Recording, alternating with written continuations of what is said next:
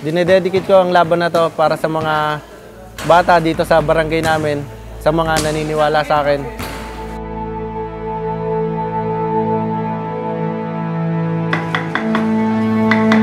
Ay, naalala ko tong laban na to para sa court namin dito sa Pag-asa para makilala ang street ball. At para makuha ang kauna-una ang belt sa middle height division. Gusto kong umani ng respeto, hindi lang para makita sa YouTube or malagay sa YouTube. Ang kailangan ko, respeto ng ibang manlalaro. Nag-street ball ako dito sa Kali Pag-asa.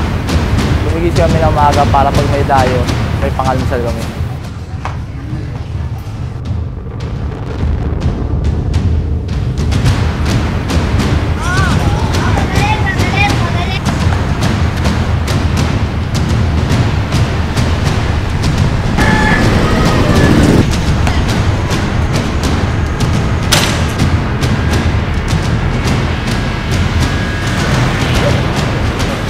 Jake, ang masasabi ko sa'yo, madali lang maging isang street baller, pero ang pagiging pro baller, mahirap.